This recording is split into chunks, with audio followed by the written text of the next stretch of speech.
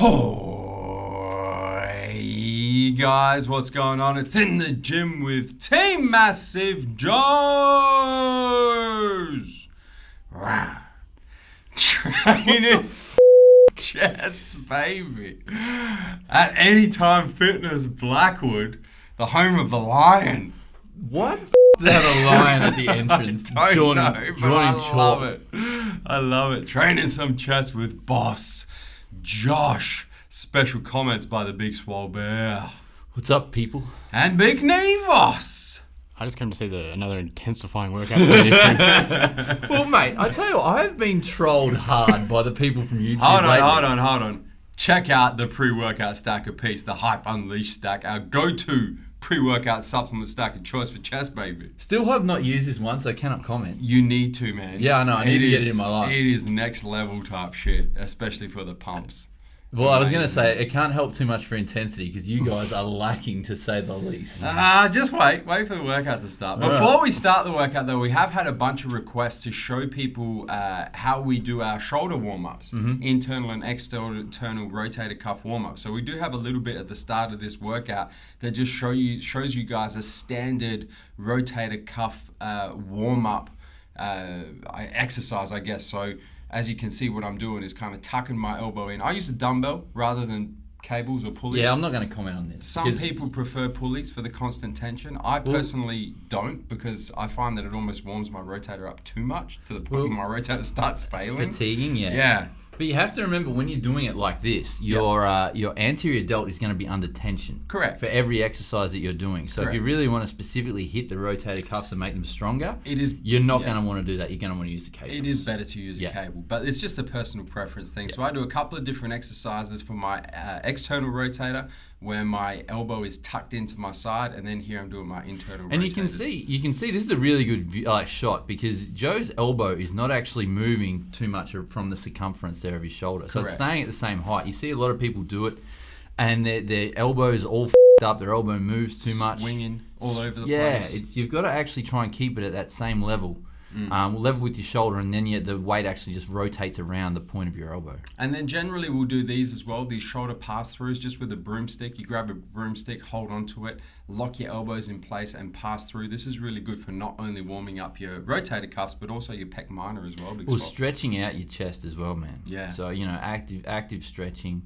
Rather than static stretching, which I do not recommend before any type of exercise. Dynamic, baby. Yeah, dynamic or, stretching like this is really good just to help loosen the muscles up and loosen the shoulders up.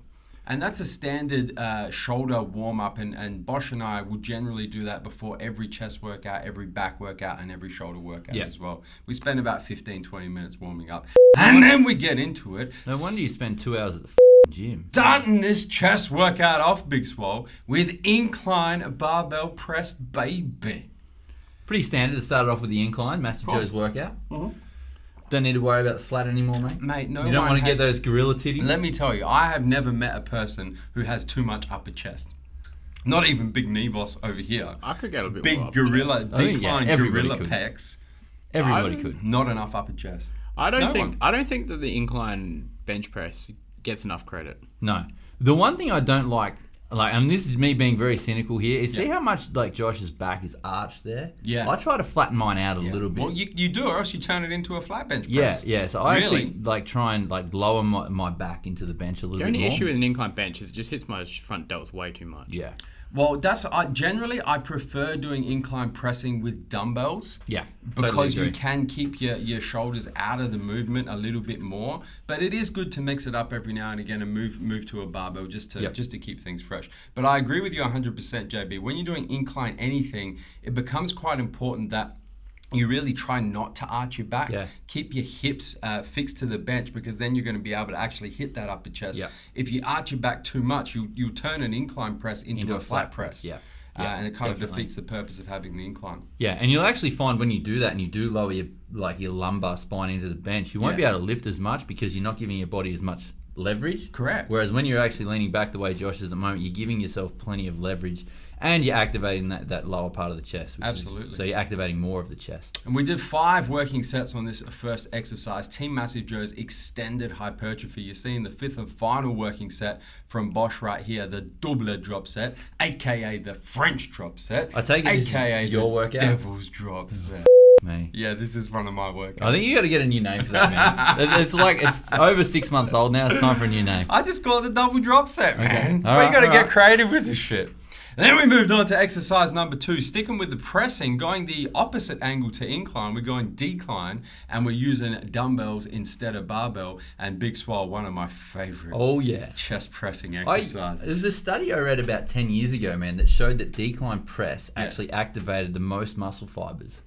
Yeah. Out of any chest workout, any chest exercise. Well, decline press and dips, I believe, even now with electromyography, is confirmed. Yeah. Is the decline pressing type movements, because at the bottom of each rep, the chest is actually in a stretch position of flexion, actually recruits more chest muscle fibers than any other type of press. And same thing, man. Once again, you can actually get pretty good leverage on that decline as well. So you can push around some heavier weights than what you could on, say, a flat. Also a milestone workout, JB. The first time I've actually worked above 30 kilo dumbbells. Yeah. Well, I haven't seen Josh do his yet, but I have been told by the cutting specialist that he may have left Josh's set out because they were a little bit below par and he thought we were going to tear the arse out of him.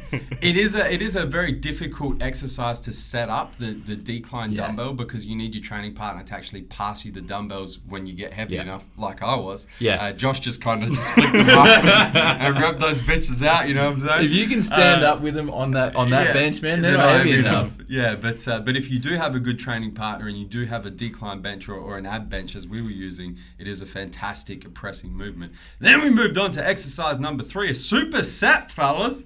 I see you using the invisible bands on this one, host. That's a heavy weight with those invisible bands, man. Supersetting hammer strength isolateral horizontal press with flat dumbbell flies. Nice. Good superset. Yes. Way too light, man. Like, what the is this? How can you fail with one plate aside? Rip away, fellas. Steve, how many reps would you do with one plate aside on the... I did this machine with 70 on it the other day. Okay, well, but hold on a second. No. When we come back and we see the next round, I think Dilip's cut myself into the next round. But we're doing time under tension in the pressing in the first part. So you notice you can do as much time under tension, but if you're not putting enough muscle weight through the muscle, you can do as much time under tension as you want. Yeah, but there's a fine balance. But Steve, we're not taking into account the invisible bands, man. Oh yeah. They're at least 20 or 30 kilos aside, mate. Bands that make her dance. Anyway, one of my favorite supersets. I think any superset where you go a press into a fly is a fantastic superset for chest. Yeah, because you don't have to use as much weight on the flies, which means you're going to keep those anterior delts. The thing I like Josh is doing on this one is he's got a reduced range of motion, so he's not coming all the way up and bringing the dumbbells the whole way up together at the top. Tension, so it's all under constant tension. Yeah, and that's the only way to do flies as far as I'm concerned. With dumbbells. No need to bring the dumbbells together at the top. Definitely not. Yeah. No point whatsoever. So watch the rep tempo. So it's an explosive rep on the way up, and then a nice, slow, controlled, eccentric, negative phase of each and every rep. Big dog, I don't mean to be rude here, but I would not call that time under tension. Like, time under tension would be a lot slower on that decline. Off, mate. Yeah, but that's like time. This is the third pressing. I've done 10 work. I've done 10 work sets of bloody pressing. I'm coming in a third press, and you're calling out my time under tension. 3. Mate, that's a standard press, brother. Come 3 on, seconds man. on the way down. This is hard. Shit. Look at the facials. I think you're putting it on. Maybe you've got to get some. I'm definitely not putting it on, man. Get some fake plates, man. I'm in pain. I think you might have to. I'm in pain. The Hype Unleashed stack got my chest all kinds of pumped. Where's Brad Castleberry when you need him? Oh shit! But back to the flies, as you're about to see. I'm a big fan of any muscle group is keeping the particular muscle you're trying to train under constant tension. Yeah. A big mistake a lot of people make with dumbbell flies is they come all the way up and they like touch the weights together at the top. People they're like, to complete the rep, I need to touch the weights at the top. Yeah. It's bullshit because it takes tension off your chest, puts it in your delts, and you may as well, you're almost having a mini rest in between each rep. Yeah. So you should be coming up like where the width of your shoulders is. Yeah. That's where the dumbbells are coming to. Yeah. That's it. Purposely cut the reps short to keep tension in the chest, and 100%. You get much more out of your flies. Yeah. And then we moved on to another superset. We were just talking about dips earlier on. Here they are. Did you do them weighted this time? No, body weight. This is the 4th exercise. I'm going to take you through this workout, motherfucker. We should have done me and JB's shoulder workout the other day. Well, you're about to see how fatigued the chest is right now because we superset bodyweight dips into bodyweight push-ups, and I'm pretty sure I get less than 10 push-ups here. And that proves how fatigued my chest is, man. You should One. I always like to match them. So if you're getting 10, you got to get minimum 10 push-ups. 3. I was going as many as I could. 4. I think that's it. I reckon 4.5 maybe. No, 4. 4.25. Wow. That's how fatigued the chest is. So you can take your weighted dips and stick them in your anus. Mate, you're fresh when you're doing the dips though. Push-ups, granted, yeah, but. Oh shit! But I do like that as an unweighted chest pressing superset. That is a good one. Oh yeah, to put in towards the end of a workout. It's one of those I'd normally do last, unless of course you're doing something like cable flies last. And this is our final exercise. We finished off with yet another. This is Superset City. This chest you superset this one too? Yeah, we did. So we superset above shoulder height standing cable flies, and we superset them with standing straight bar cable pullovers for chest. Sounds complicated, but bear with me on this one. You're just about to see Boss Josh perform them. So we're doing a pullover type movement, which most people are going to do for lats and back, but we're emphasizing the top part of each rep where your chest is actually responsible for moving the weight, for contracting. Yeah. Check it. Boom. It's one of those exercises, man, like most people will actually get this wrong. Yes. Because they'll activate their lats straight away and pull with their lats. Correct. It's one you really have to squeeze your chest. Like I always like to squeeze my chin into my chest when I do this to feel whether it's actually activating. Yeah. But yeah, most people will actually get this wrong because their lats will just take over straight away. This is a good exercise, but I find dumbbell was easier for me because I can actually sort of squeeze my chest because the hands are closer together.